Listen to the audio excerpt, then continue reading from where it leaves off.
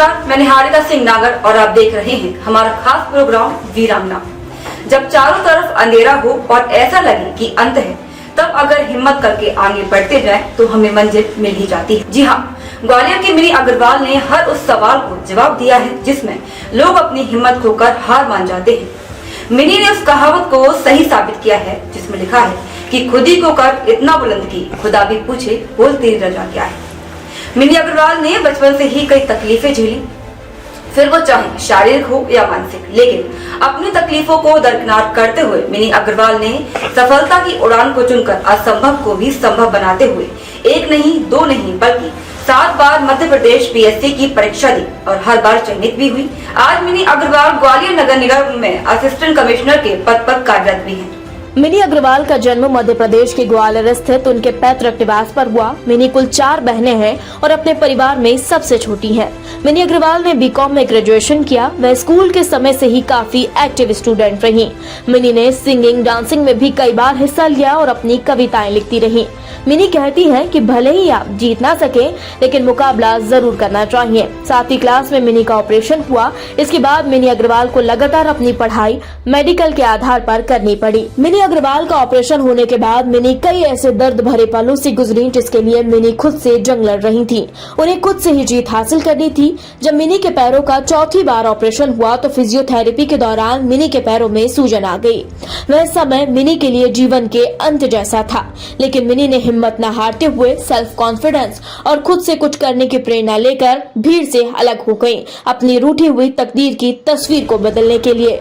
फिर उन्होंने एक नहीं दो नहीं बल्कि 7 बार मध्य प्रदेश पीएससी की परीक्षा दी और 7 बार सेलेक्ट भी हुई। आज मिनी अग्रवाल ग्वालियर नगर निगम में असिस्टेंट कमिश्नर के पद पर काम कर रही हैं। तो आइए जानते हैं मिनी अग्रवाल की कहानी खुद उन्हीं की जुबानी। मैडम, स्वदेश 24/7 में आपका बहुत बहुत स्वागत है। Thank you. सबसे पहले क्वेश्चन मेरा आपसे ये है कि आप अपनी फैमिली के बारे में कुछ बताइए। मेरी फैमिली में मेरे मम्मी पापा हैं और हम 4 बहनें हैं and I am the youngest daughter of my parents. मैं बीकॉम ग्रेजुएट हूँ और उसके बाद मैंने तैयारी शुरू कर दी थी और फिर सिलेक्शन हुई। मैं काफ़ी एक्टिव स्टूडेंट थी और मतलब मैं सिंगिंग में भी पार्ट करी हूँ, डांस में भी करी हूँ और मुझे हमेशा ऐसा लगता था कि कुछ भी चीज़ जैसे मैं रेस में कभी जीतती नहीं थी, बट मुझे ऐसा लगता है पार्टिसिपेशन ज़्यादा इम्पोर्टेंट है और मैं पार्ट हर चीज़ में करती थी। बाकी 7th स्टैंडर्ड में मेरा ऑपरेशन हो गया, तो बाकी जो पढ़ाई हुई है मेडिकल बेसिस पर ही हुई है। तो 7th तक जितना भी स्कूल में गई हूँ तो हर चीज़ में मेरा पार्ट करना रहता था और काफ़ी मतलब ये था कि सिंगिंग में, डांस में और मैं लिखती भी हूँ थोड़ा बहुत। तो बाकी ड्राइंग में मेरा इंटर स्कूल कंपटीशन में मैं फर्स्ट आई थी, तो ड्राइंग भी मैं बना देती हूँ। मैं एमपीपीएससी से हूँ और एक्चुअली मुझे ऐसा था कि बचपन से ऐसा लगता था कुछ करना है, सोसाइटी के लिए कंट्रीब्यूट करना है।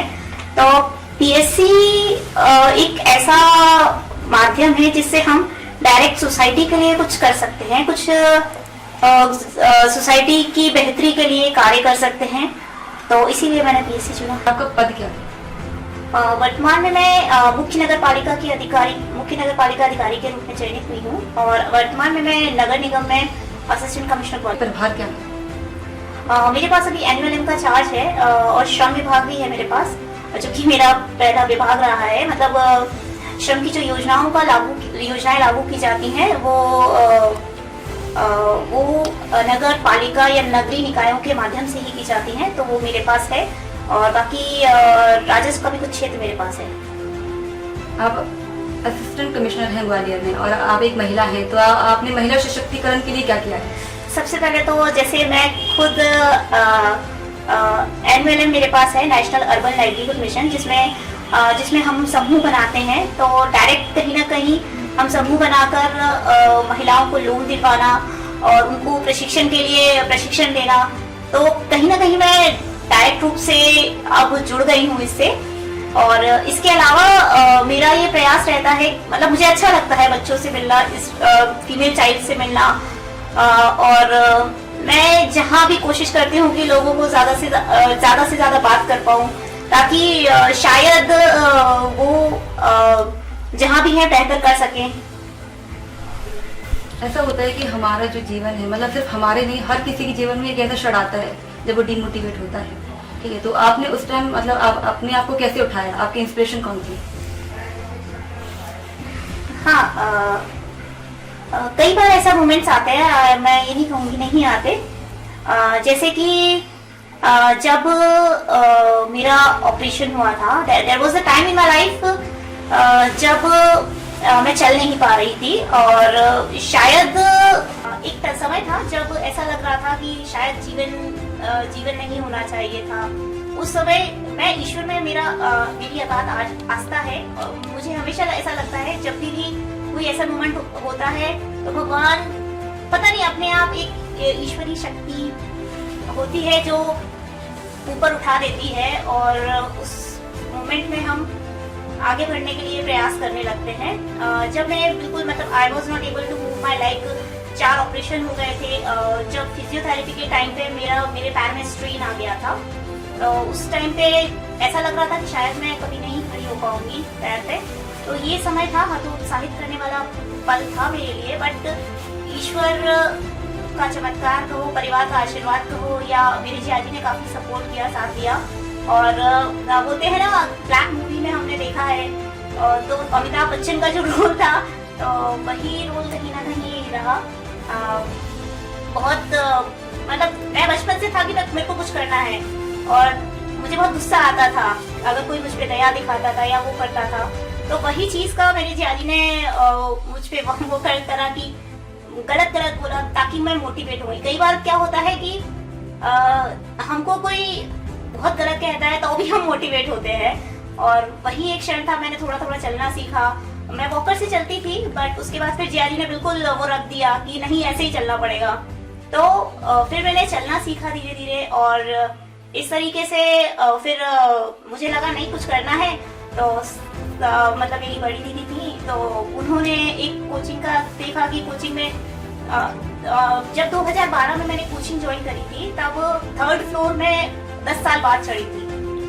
तो उसके बाद जब मैं मतलब स्टार्टिंग में अपने को लगता है जैसे मैं घर से बाहर निकलती थी, 8 साल तक मैं पलंग पे थी, तो थोड़ा सा होता है कि अपन नजर मिलाना नहीं चाहते लोगों से।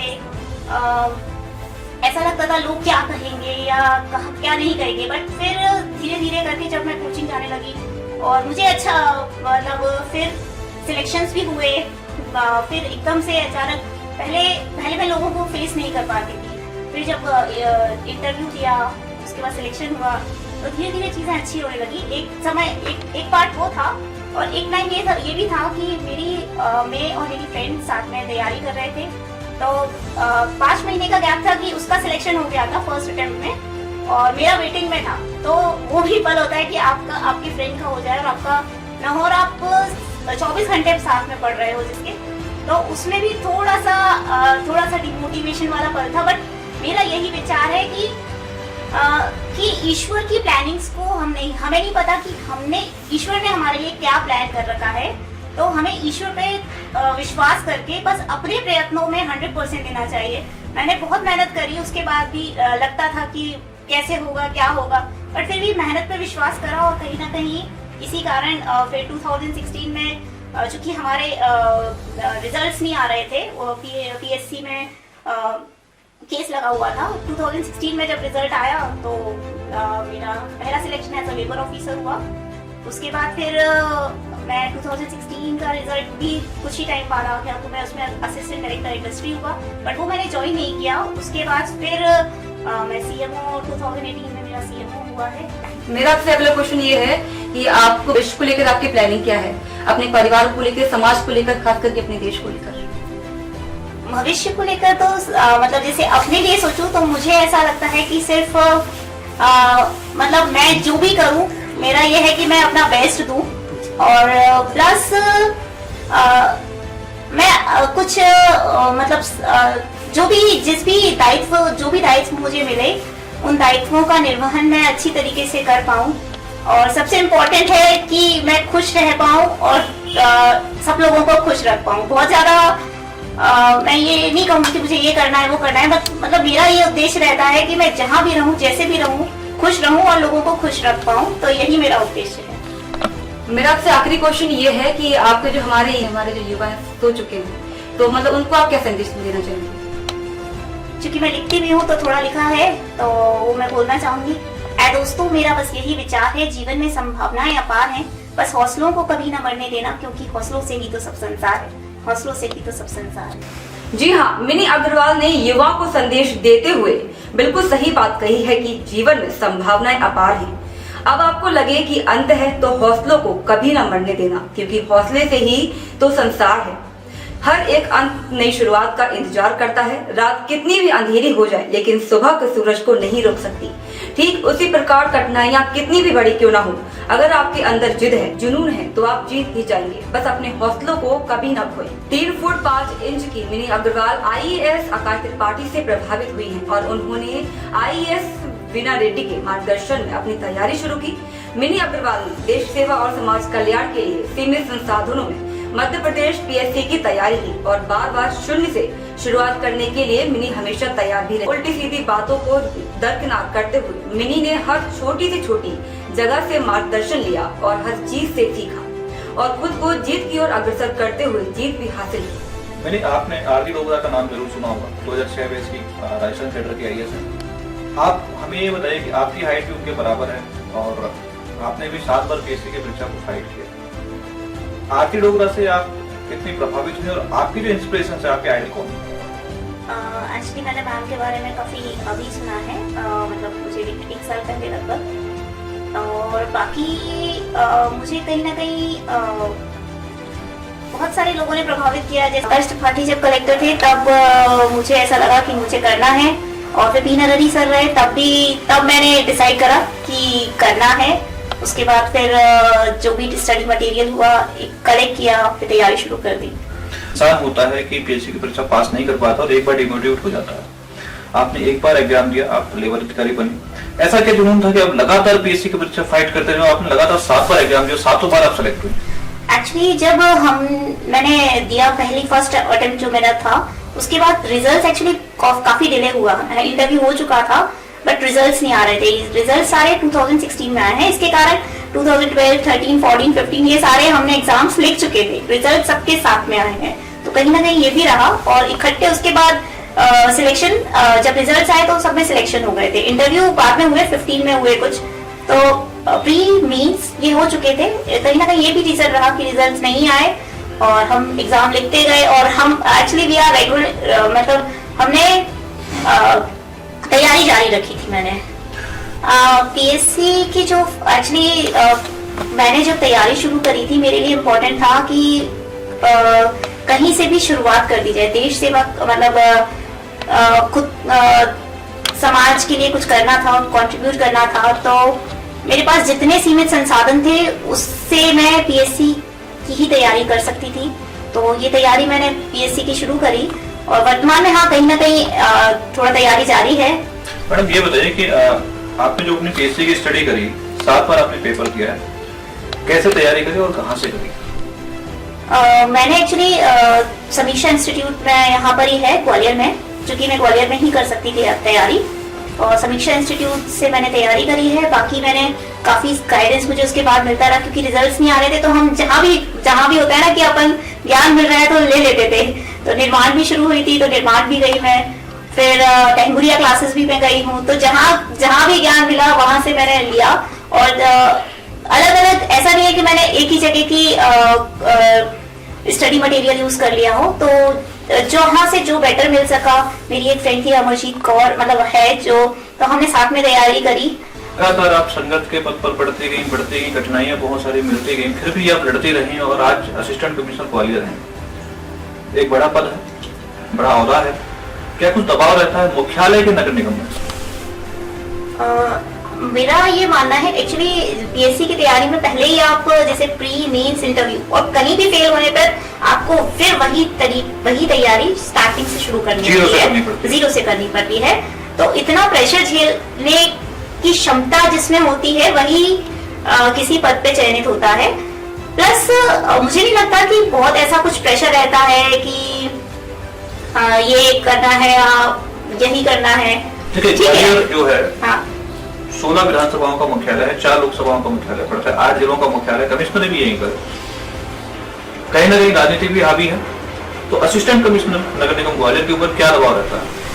अभी तो मुझे सिर्फ 3 महीने हुए हैं सबसे पहले तो बाकी ऐसा कुछ नहीं है, अपने जिम्मेदारियों को बखूबी निभाते रहो तो सारी चीजें होती रहेंगी। निहारिका, आपने मिनी अग्रवाल का इंटरव्यू लिया, आपको क्या कुछ देखने और सीखने को मिला मिनी अग्रवाल से? मुझे इनसे बात करके बहुत मतलब अच्छा लगा और मैं सबसे मतलब ये बोलना चाहूंगी कि इंसान की काबिलियत उसके हाइट से, उसके कलर से नहीं होती, उसकी काबिलियत उसके काम से होती है। वो है इनका संघर्ष कि लोगों ने इनको ताने भी मारे, इनको बातें भी सुनाई, लेकिन उन्होंने कभी हार नहीं मानी। उन बातों से प्रभावित होकर जब आप किसी को डिमोटिवेट करते, नेगेटिव चीजें देते हैं, तो आदमी हर बार टूट जाता है। लेकिन चाहे वो आरती डोगरा हो, चाहे वो मिनी अग्रवाल हो, ना तो ये टूटी, ना रुकी, ना झुकी, और इन्होंने मुंहतोड़ जवाब देते हुए समाज को, लोगों को बताया कि ये कर सकती है, उन्होंने करके दिखाया। मिनी अग्रवाल के साथ उनके भतीजे मौजूद हैं। भाई साहब, आपका स्वागत है सुबह 24 सुवर्ण में। हाँ, थैंक यू। अभी क्या कर रहे हैं यहाँ पे? मैं अभी IIT की प्रिपरेशन कर रहा हूँ। आप मैडम से इंस्पायर्ड हैं? हाँ, बहुत ज्यादा। इनसे आपने क्या कुछ सीखा है और क्या कुछ आगे आप करना चाहते हैं? इनसे तो मैंने मतलब मैं अभी जो कर रहा हूँ इनके साथ ही, हम साथ में ही रूम में हैं। मतलब मैं जो करता हूँ, मेरे को कोई भी परेशानी आती है मैं इनसे पूछ लेता हूँ, क्योंकि इनने तो जो मैं अभी कर रहा हूँ ये कर चुकी हैं वो मतलब, और ये जो बोलती हैं ये एकदम मतलब मैं इनकी जब फॉलो करता हूँ बातें तब मैं उसका रिजल्ट देख सकता हूँ। मतलब जैसे अभी मैं पढ़ रहा था, मेरे को लगा कि कुछ टेबल के इधर उधर कुछ गलत है, तो उनको पता था कि क्या गलत है, उनने एकदम उसे सही कर दिया और मेरे को अनुभव कहता है। हाँ, अनुभव कहता है। मैंने आप बहुत अच्छे लेख भी लिखती हैं, हमने सुना है कि काफी आप लेख लिखती हैं और आपने यूथ के लिए काफी कविता, छोटी सी कविता बोली है।